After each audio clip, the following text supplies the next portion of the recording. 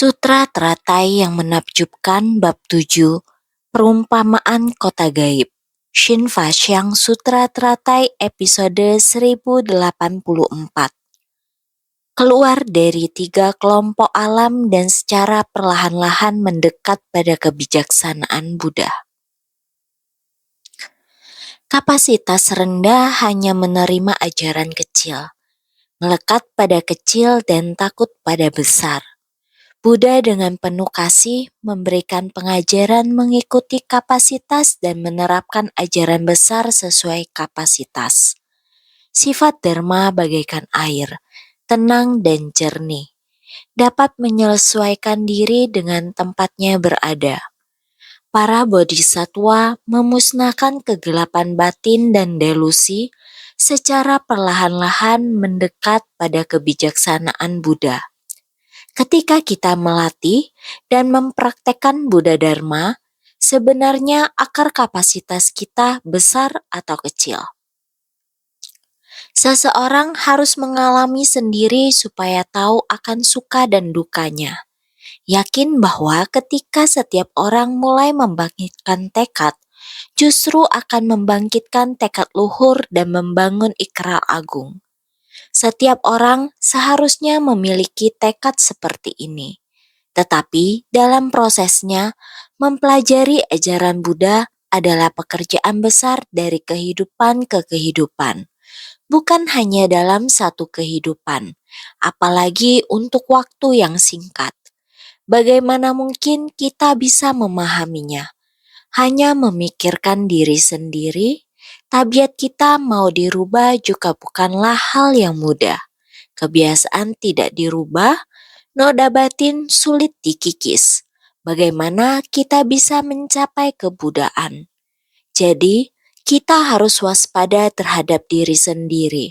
Sebersit niat ini, dengan sebersit niat awal kita dulu, masih tetap semangat atau mengendur, hanya kita sendiri yang bisa memahami. Sang Buddha lebih memahaminya daripada kita.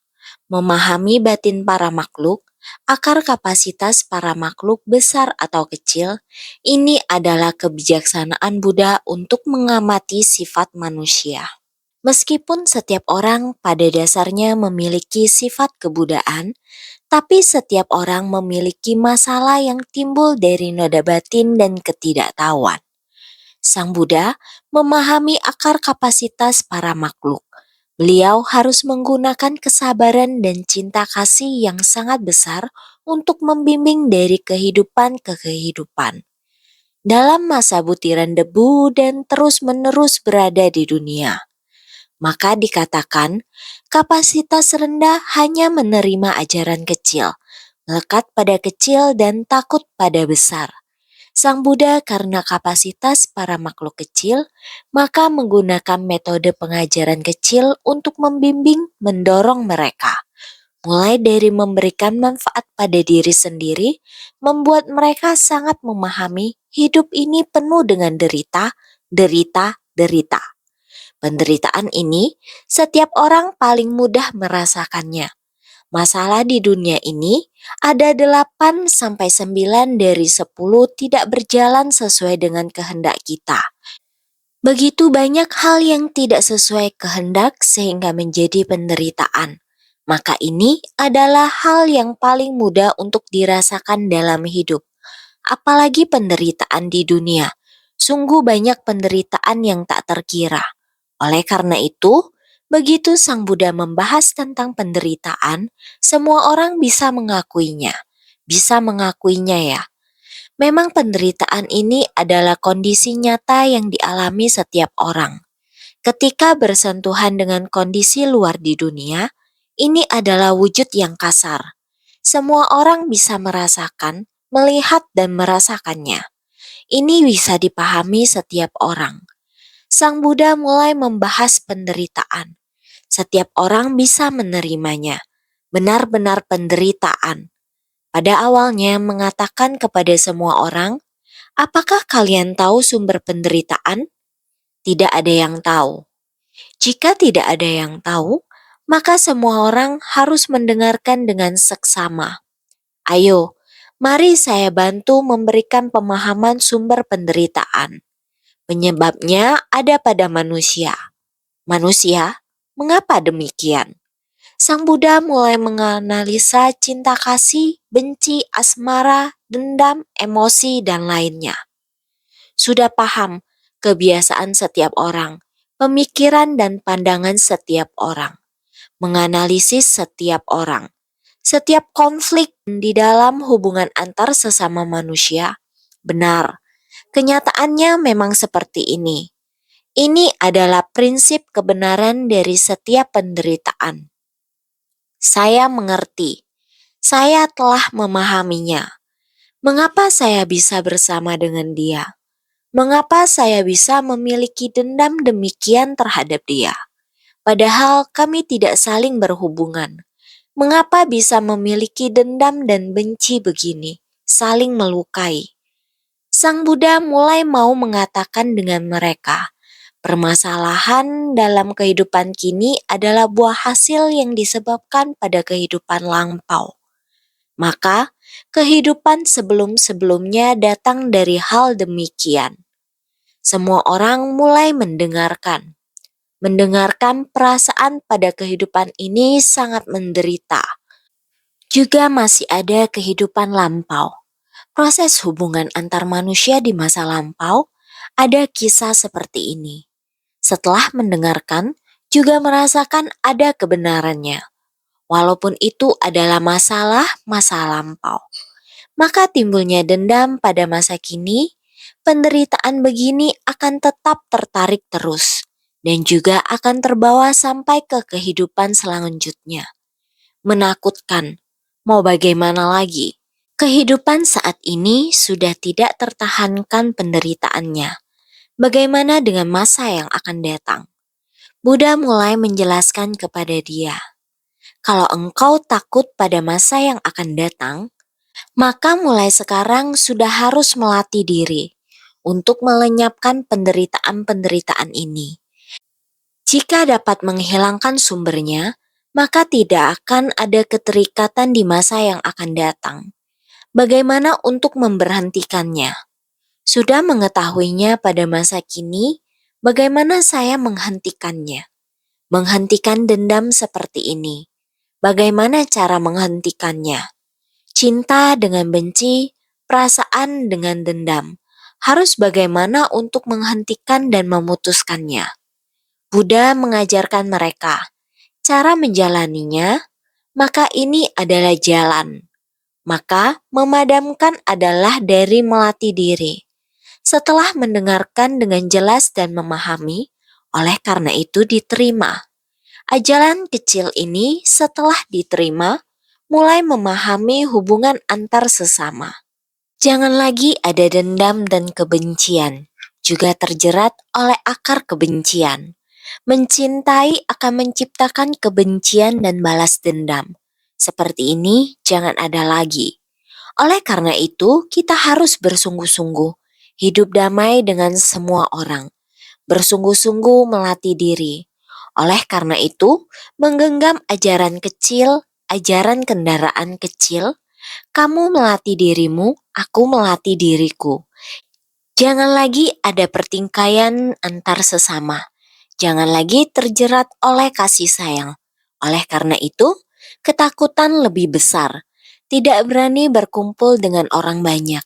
Ketakutan lebih besar, sangat takut. Takut kembali datang ke dunia dan bertemu dengan orang banyak. Tetapi Sang Buddha, apakah berhenti mengajari orang yang demikian? Tidak, ini adalah salah satu metode pengajaran. Mulai pendekatan saja. Oleh karena itu, Buddha dengan penuh kasih memberikan pengajaran mengikuti kapasitas dan menerapkan ajaran besar sesuai kapasitas. Beliau mengajarkan sesuai kapasitas para makhluk, menurut apa yang dibutuhkannya. Sang Buddha pun menjelaskan, mengajarinya sehingga dia dapat menerima dan menggunakannya. Tetapi, Sang Buddha lebih membutuhkan, berharap semua orang beralih dari kendaraan kecil menjadi besar. Bukan hanya untuk diri sendiri, tetapi masuk ke tengah orang banyak. baru akan dapat memahami kegelapan dan noda batin yang sesungguhnya. Cinta, kebencian, dan balas dendam. Akar hubungan ini ada di tengah orang banyak. Berharap semua orang dapat masuk ke tengah orang banyak baru akan benar-benar memahaminya. Oleh karena itu, Buddha mengajari berdasarkan kapasitas orang. Ada orang yang pikirannya lebih terbuka. Buddha akan memanfaatkan momen untuk memberitahu mereka. Pergilah, pergilah dan berinteraksi dengan lebih banyak orang. Ketika kamu berinteraksi dengan orang, kerisauan tidak muncul di dalam batin. Bukan hanya tidak memunculkan kerisauan, namun juga kamu harus bersumbangsi dengan penuh sukacita. Dengan begini, Buddha menyesuaikan dengan kapasitas, memberi kesempatan kepada mereka dan memberikan ajaran besar. Selama lebih dari 40 tahun, apakah Buddha hanya mengajarkan Swarvaka dan Prayetka Buddha? Tidak. Selama waktu ini, kalau ada yang membangkitkan tekad, Sang Buddha akan mulai membimbingnya. Ada yang dari praktisi perumah tangga, ada yang telah meninggalkan kehidupan berkeluarga. Menerapkan ajaran besar sesuai kapasitas, karena para makhluk semua memiliki sifat hakiki Tathagata. Jadi, Sang Buddha mengajarkan sesuai dengan kapasitasnya dan menerapkan ajaran besar bila kapasitasnya memungkinkan. Sifat Dharma bagaikan air, tenang dan jernih, dapat menyesuaikan diri dengan tempatnya berada. Setiap orang memiliki sifat Dharma. Sifat ini sifat hakiki Tathagata, sama seperti air yang murni. Dengan air yang begitu murni, tidak peduli dengan cara apa kamu memberikannya, maka ia akan menerima Dharma dengan cara yang sama sesuai dengan kapasitasnya dan sifatnya. Mereka akan menerimanya. Dengan begini, dapat menyesuaikan diri dengan tempatnya berada. Mereka yang kapasitasnya belum mampu menembus atau yang belum bisa menghilangkan tabiatnya, mereka akan penuh ketakutan, merasa takut. Kita seperti sebatang bambu yang sangat panjang. Ketika air dituangkan ke dalam bambu, maka air ini akan mengikuti bentuk dari bambu itu yang berbentuk panjang. Air yang dituangkan jumlahnya terbatas.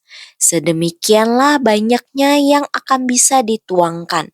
Atau bila kita melihat baskom yang bundar dan memasukkan air ke dalam bentuk yang bundar, maka air ini akan berbentuk sama dengan baskom yang bundar itu. Apakah baskomnya besar atau kecil? Apakah bambunya panjang atau pendek? Sesuai dengan kapasitasnya untuk menerima.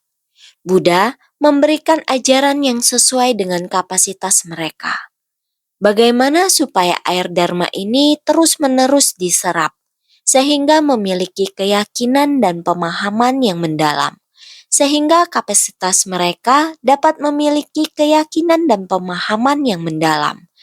Dan kembali lagi kepada niat awal. Sebersih niat awal yaitu ketika Tathagata tiba-tiba muncul, merasa sukacita di saat mendengarkan Dharma. Saya rela memberikan manfaat kepada orang banyak. Tathagata muncul tiba-tiba. Ia muncul dalam seketika, tetapi perlahan-lahan.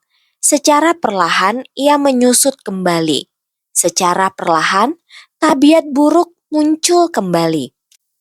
Oleh itu, dari besar berputar ke kecil. Kapasitas besar telah membangkitkan tekad. Secara perlahan berubah kembali menjadi kapasitas rendah. Sesungguhnya, batin setiap orang memiliki sifat hakiki yang setara dengan Buddha. Namun sayangnya, tekad yang dibangkitkan berlangsung dalam waktu yang singkat. Maka, Buddha hanya bisa menyesuaikan dengan kapasitas mereka, mengajak mereka masuk jika sebab dan kondisi pendukung mengizinkan. Orang yang dapat mengemban misi besar, dia terus-menerus mengirim mereka keluar dan bersatu dengan orang banyak. Sama seperti Purna Maitrayani Putra. Dia berkata kepada Buddha, "Saya ingin pergi ke tempat terburuk. Saya ingin membimbing semua makhluk di sana." Buddha berkata, "Tempat itu sangat berbahaya. Semua makhluk di sana sangat jahat. Sangat sulit untuk membimbing para makhluk di sana." Dia memberitahu begitu banyak kesulitan dan kejahatan di sana supaya Purna mengetahui jika ingin ke sana.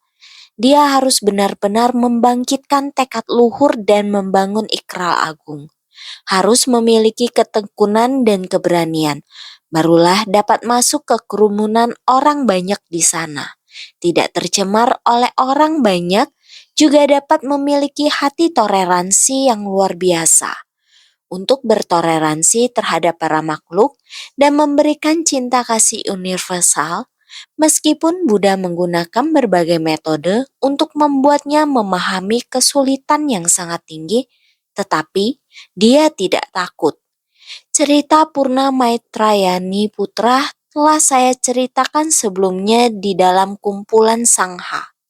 Ini juga merupakan segelintir kecil. Ini membangkitkan tekad luhur dan membangun ikrar agung. Bersedia masuk ke kerumunan orang banyak dengan berani dan giat. Sama-sama melatih diri. Sama-sama sifat dharma yang bagaikan air begitu jernih dapat membersihkan banyak kotoran. Tetapi ada saatnya air saya sendiri juga masih tercemar. Air sendiri, air yang jernih sangatlah sedikit. Masih belum cukup kekuatannya. Seperti ini hanyalah jumlah terbatas. Ini yang sangat dikhawatirkan oleh Sang Buddha. Meskipun setelah lebih dari 40 tahun, sebagian besar makhluk hidup masih sangat keras kepala dan sulit untuk ditundukkan. Tetapi usia yang tidak dapat menunggu sehingga Sang Buddha tidak bisa tidak untuk memulai membabarkan sutra teratai. Mulailah membabarkan tentang sutra teratai dan lihat berapa banyak kesulitan yang ditemui, berapa banyak orang yang menerimanya, yang benar-benar memahami ajaran Dharma Agung.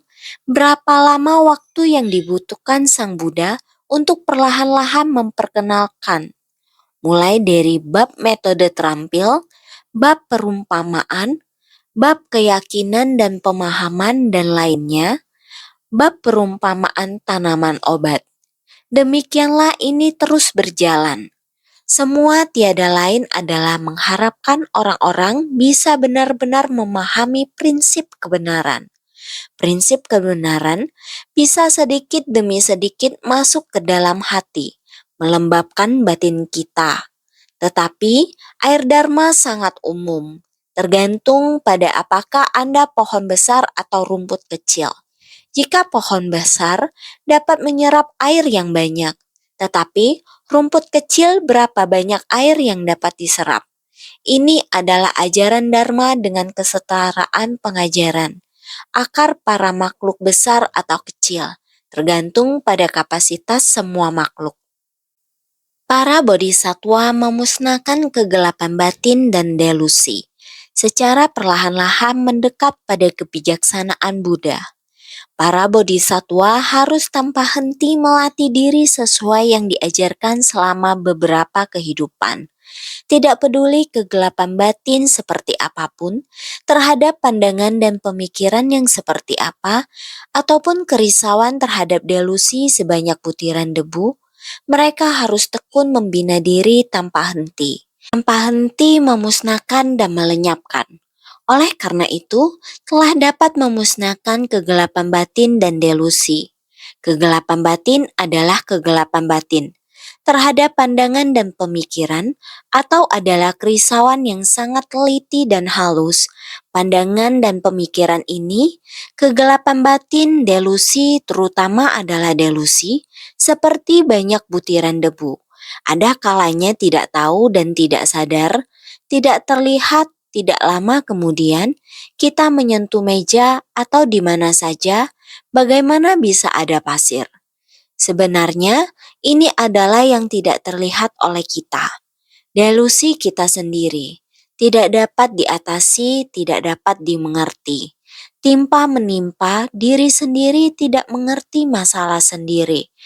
Sangat banyak delusi sejenis ini. Para bodhisatwa harus menggunakan waktu yang sangat panjang dan lama selama beberapa kehidupan untuk memusnahkan. Telah dapat memusnahkan kegelapan batin dan delusi, secara perlahan-lahan telah mendekat pada kebijaksanaan Buddha. Ini memerlukan waktu yang sangat lama. Buddha juga sangat sabar. Dalam waktu yang panjang dari kehidupan ke kehidupan, para praktisi juga harus memiliki kesabaran seperti ini, membangkitkan tekad dan membangun ikrar. Demikian mengikuti dari kehidupan ke kehidupan, juga mengikuti pengajaran dari Sang Buddha, juga masuk ke kerumunan orang banyak untuk menempa diri lagi. Kemudian menghayati pemikiran dari para makhluk, pandangan dan pemikiran, kegelapan batin yang beraneka ragam, melihat orang lain baru dapat benar-benar memahami diri sendiri.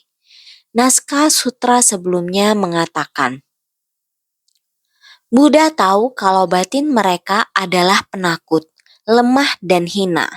Dengan kekuatan dari metode terampil di tengah jalan sebagai tempat berhenti dan beristirahat, membabarkan dua jenis nirvana. Sutra Teratai Bab 7, Bab Perumpamaan Kota Gaib. Sang Buddha maha tercerahkan.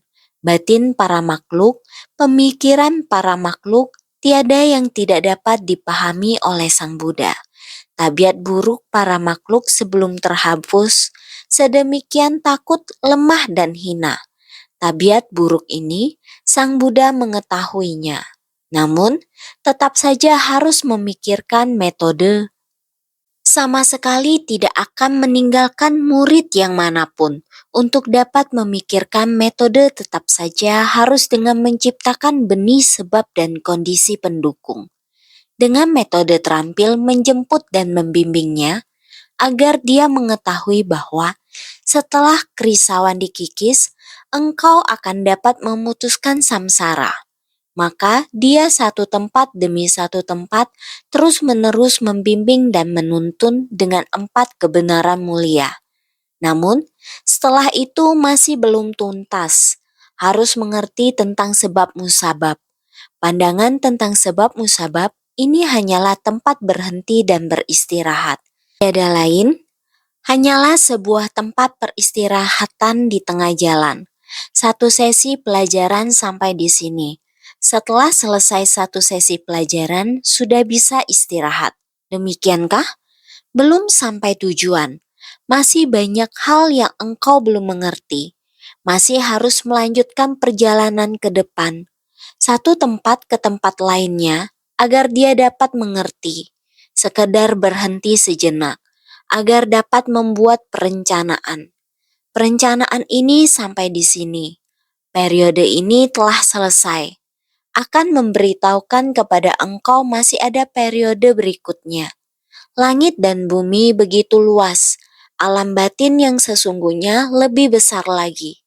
Setelah mengikis kegelapan batin selapis demi selapis, masih terdapat selapis demi selapis delusi debu pasir.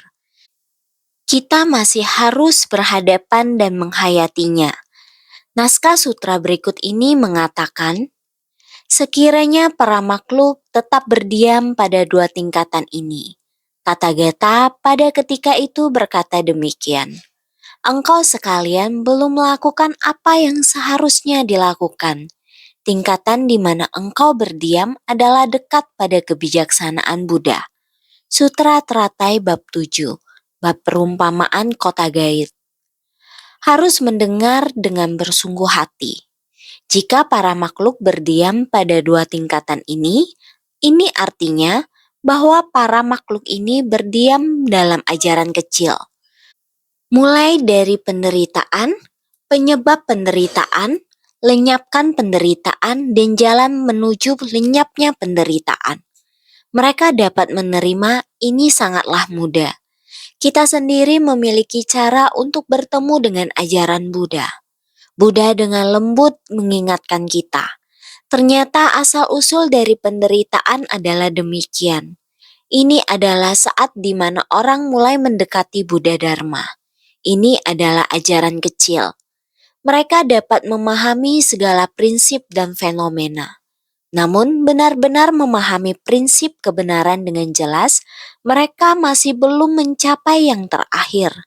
Mereka memahami apa yang telah mereka alami. Namun makna terakhir yang tergantung dalam prinsip kebenaran masih belum sepenuhnya dipahami. Seperti demikian disebut nirvana dengan sisa. Sehingga dikatakan pemahaman akan fenomena dan prinsip hingga tingkatan paling akhir adalah nirvana tanpa sisa. Masih belum sepenuhnya memahami fenomena dan prinsip. Hanya berkata, saya telah melenyapkan kegelapan batin dalam kehidupan ini. Saya tidak ingin memaksa jalinan jodoh dengan orang lain di sana. Saya telah melenyapkan noda batin. Hanya demikian. Ini adalah nirvana dengan sisa di kehidupan ini. Anda tidak memaksa jalinan jodoh dengan orang lain. Jangan melakukan kejahatan apapun. Telah tidak melakukan kejahatan dan tidak lagi memaksa jalinan jodoh, amalkan segala kebajikan masih belum cukup. Sehingga jika kita hanya berlatih dengan diri kita sendiri, masih tidak bersedia untuk terjun ke tengah orang banyak, amalkan segala kebajikan masih belum cukup. Kita hanya memutuskan noda batin diri kita sendiri. Kita hanya memutuskan atau tidak melakukan kejahatan ini.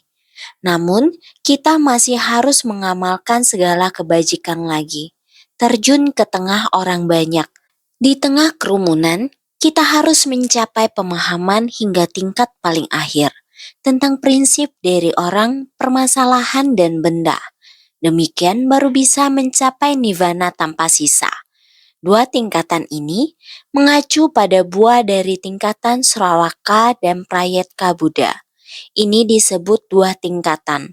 Orang-orang ini adalah berhenti di sini. Semuanya berada di dalam nirvana dengan sisa, yakni jangan melakukan kejahatan apapun, melenyapkan noda batin, namun masih belum membangkitkan tekad agung, mengamalkan segala kebajikan. Mengamalkan segala kebajikan, Anda baru bisa benar-benar menghayati kerisauan yang sesungguhnya, di mana ketidaktahuan dari delusi sebanyak butiran pasir dan debu. Sekiranya para makhluk tetap berdiam pada dua tingkatan ini, sekiranya ada makhluk yang berdiam pada ajaran kecil, berarti belum memahami secara tuntas akan segala fenomena dan prinsip. Inilah nirvana dengan sisa. Pemahaman akan fenomena dan prinsip hingga tingkatan paling akhir, nirvana tanpa sisa. Tetap berdiam pada dua tingkatan ini adalah telah merealisasikan buah dari Sravaka dan Prayetka Buddha. Delusi dan pemikiran. Pandangan delusi dan pemikiran ada dalam kehidupan kita sehari-hari. Seringkali berbicara terhadap kalian, dharma dalam kehidupan sehari-hari, dalam keseharian, mata, telinga, hidung, lidah, tubuh, ini adalah 5 akar. Semua yang terlihat oleh mata kita, kondisi yang kita lihat, hati kita sebenarnya ada perasaan seperti apa, dalam hati timbul rasa ingin memiliki, ataupun setelah terlihat berlalu begitu saja. Ini tergantung 5 akar indera kita sendiri. Mata, telinga, hidung, lidah, tubuh, 5 akar ini terhadap semua sentuhan dengan 5 objek indera dan lainnya, apakah timbul niat ingin memiliki? Ini adalah 6 akar bersentuhan dengan 6 objek indera. Kita harus memahaminya. Delusi dari pemikiran keliru adalah saat 5 akar indera, mata dan lainnya bersentuhan dengan 5 objek indera, rupa dan lainnya, lalu memunculkan keserakaan dan kemelekatan. Pandangan delusi dan pemikiran keliru setelah melihatnya, pemikiran dan lainnya, apakah kita sudah secara jelas keseluruhan menembusnya? Melihat kondisi begini, tiada lain dan tiada bukan adalah dharma. Seandainya terhadap kondisi ini, jika kita menumbuhkan sebersit niat kegelapan batin, kerisauan batin kita akan terbangkitkan. Maka akan timbul kegelapan batin, pandangan delusi dan pemikiran keliru. Lihatlah keseharian dalam kehidupan kita. Sebenarnya kita bagaimana melatih diri. 4 kebenaran mulia, 12 nidana, baik 4 kebenaran mulia ataupun 12 nidana, tidak terlepas dari 5 akar indera, ditambah lagi akar kesadaran. Sebenarnya bagaimana menyerapnya? Harus mengandalkan kita. Apakah kita sudah secara keseluruhan sudah mengikisnya?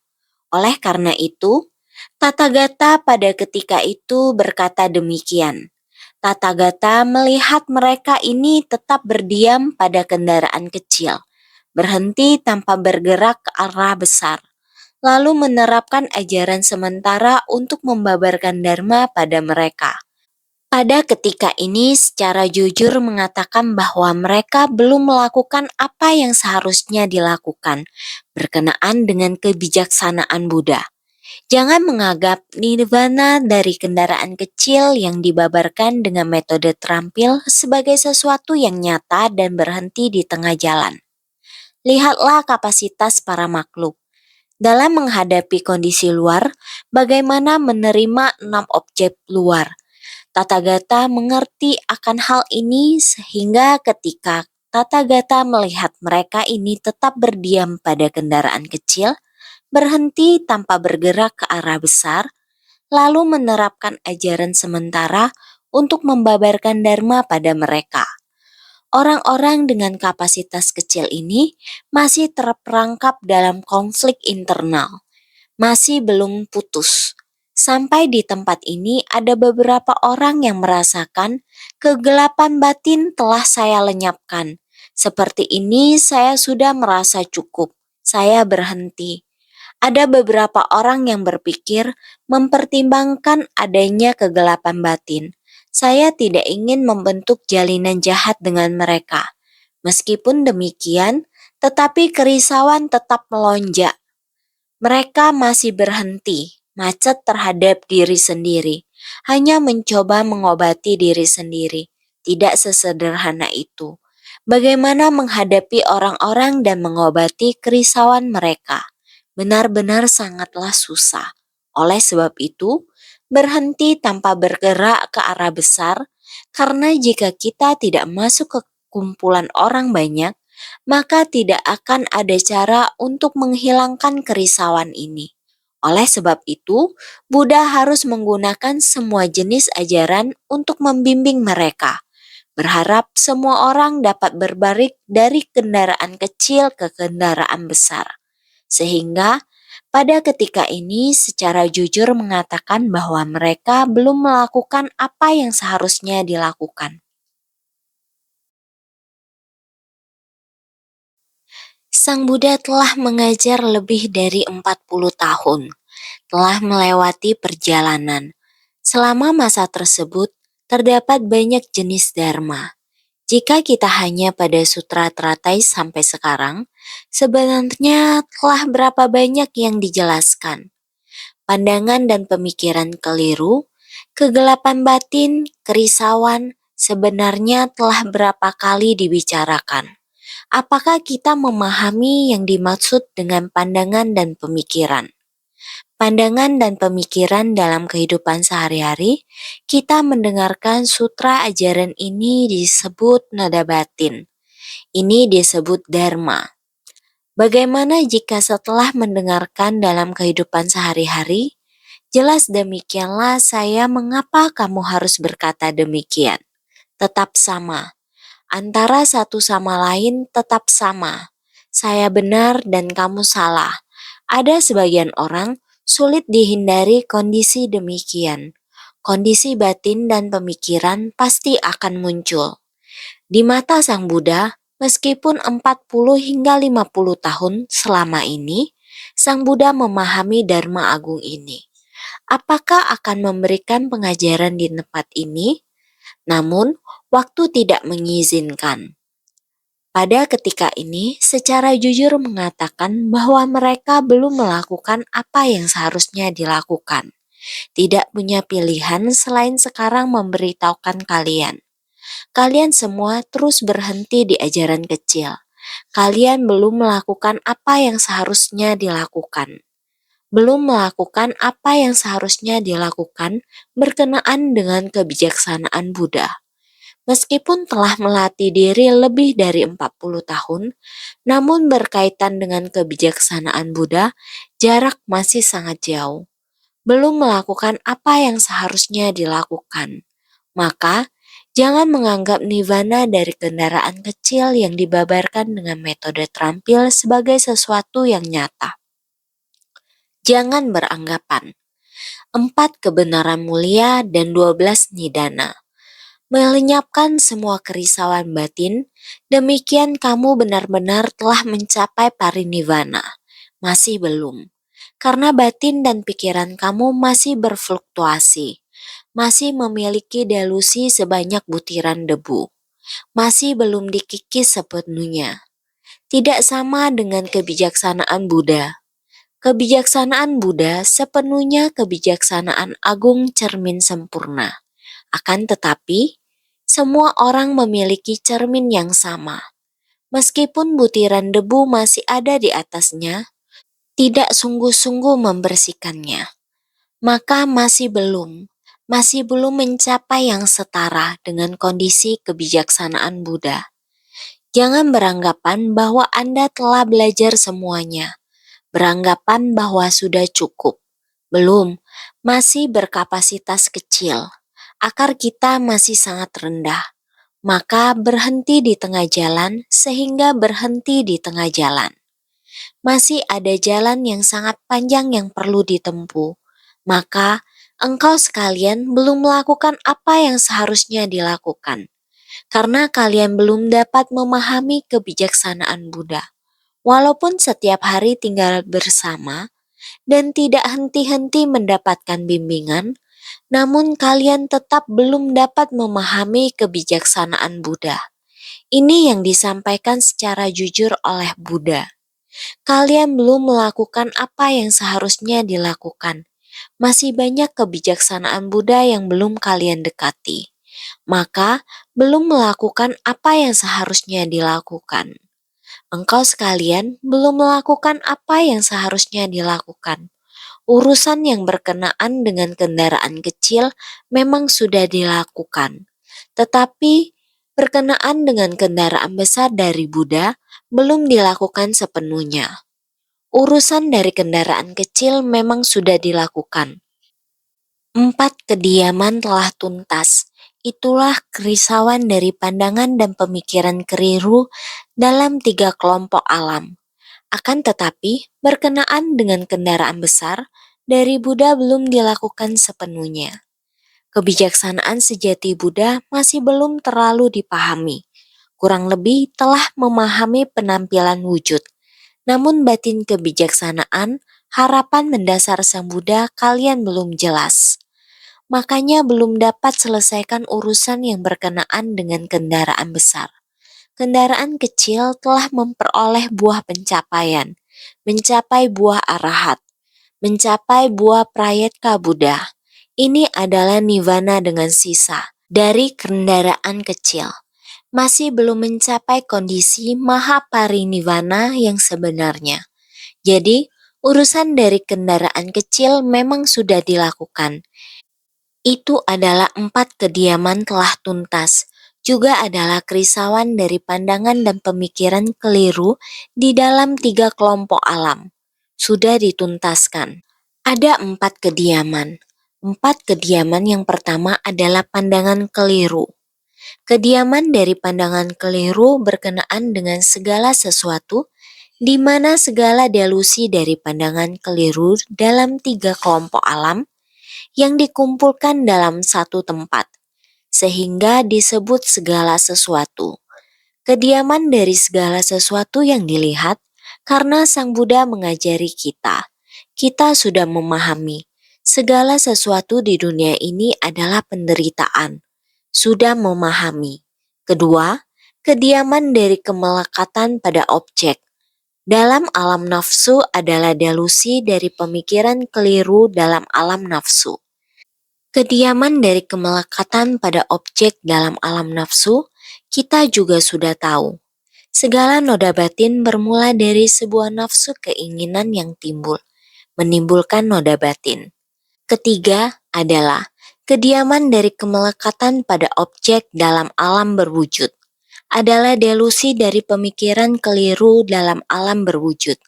Benda yang dapat dilihat, meskipun benda-benda ini saya tidak serakah, saya tidak suka, tapi dalam hati saya juga telah menerima rintangan dari benda-benda ini. Walaupun perilaku tidak berusaha mendapatkan, tapi dalam hati benda-benda ini masih merintangi. Keempat, kediaman dari kemelekatan pada keberadaan murni itu sendiri adalah delusi dari pemikiran keliru dalam alam tak berwujud.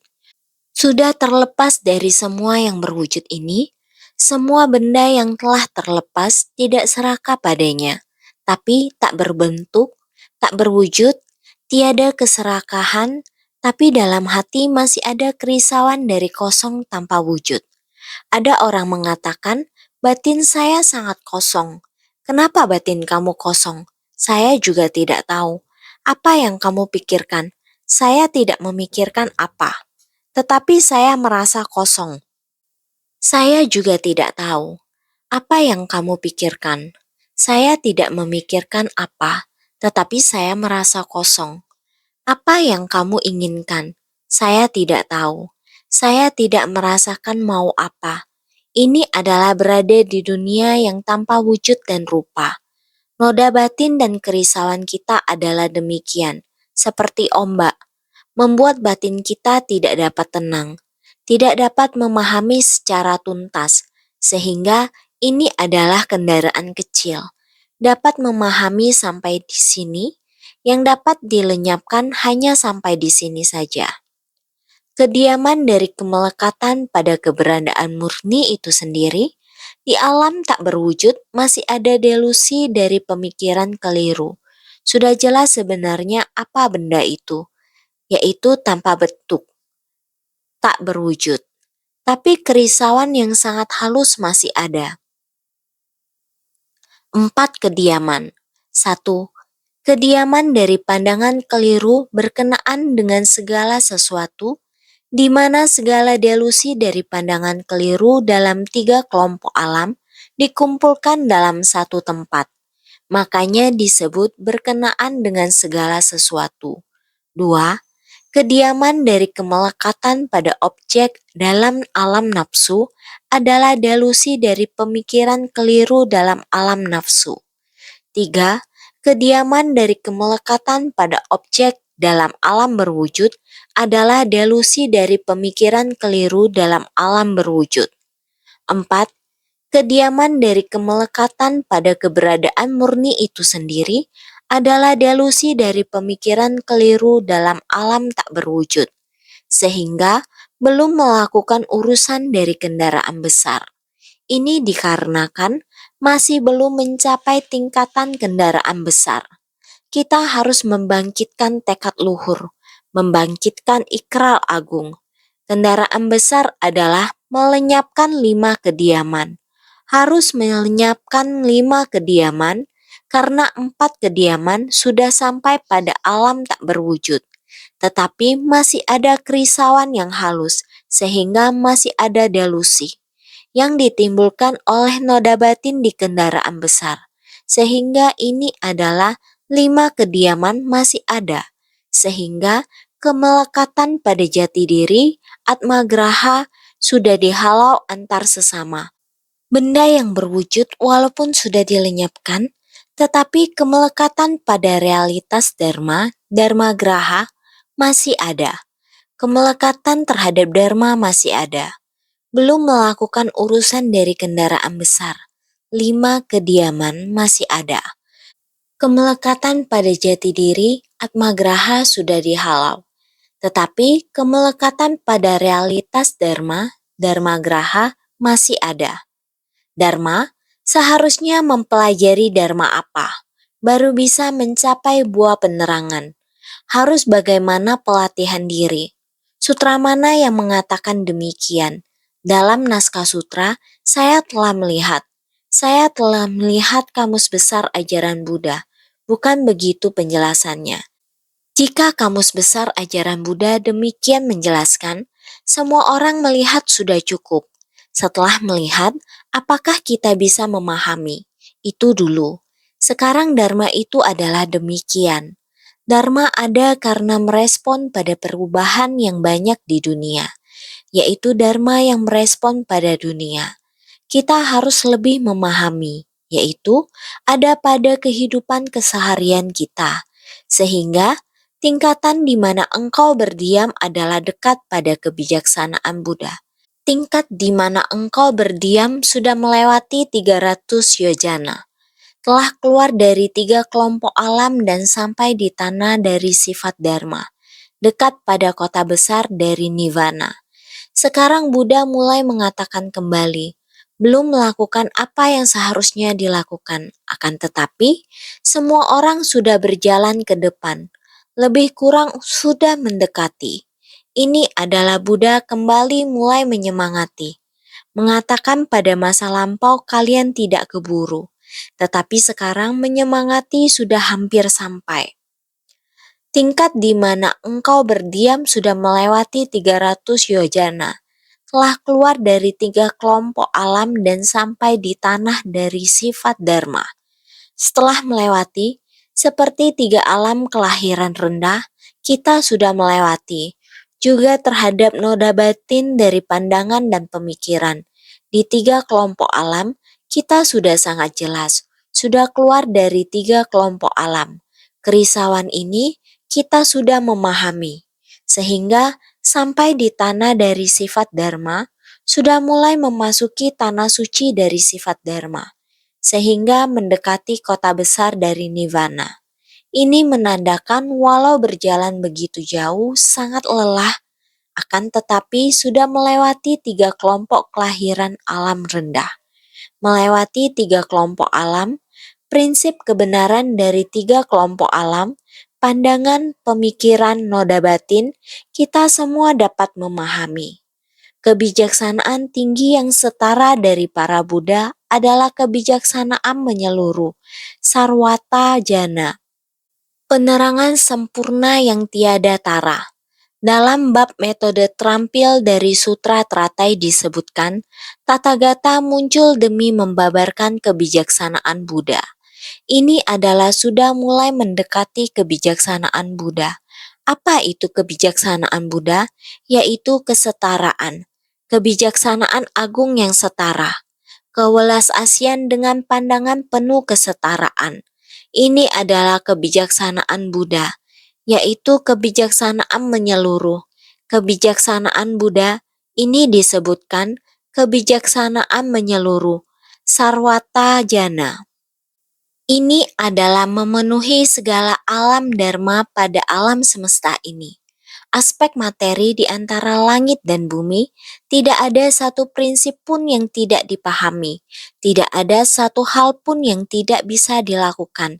Ini adalah kebijaksanaan Buddha. Sutra Teratai di bab metode terampil juga demikian mengatakan, Tathagata muncul demi membabarkan kebijaksanaan Buddha. Demi apa Tathagata muncul di dunia? Yaitu demi memberitahukan kepada semua orang. Mengatakan setiap orang memiliki kebijaksanaan Buddha. Setiap orang memiliki sifat hakiki Tathagata. Ini adalah tujuan dari Buddha. Sehingga kewelas-asian Buddha, kita jangan menyia-nyiakan cinta kasih Buddha terhadap para makhluk. Berbelas kasihan, kita jangan hanya berhenti pada kapasitas kecil, melekat pada ajaran kecil. Jangan takut memasuki ajaran kendaraan besar. Kita seharusnya membangkitkan tekad luhur, membangun ikrar agung, memasukkan ke tengah orang banyak, baru bisa melenyapkan banyak delusi noda batin sebanyak butiran debu. kita baru bisa mengembangkan kebijaksanaan, sehingga kita harus senantiasa bersungguh hati.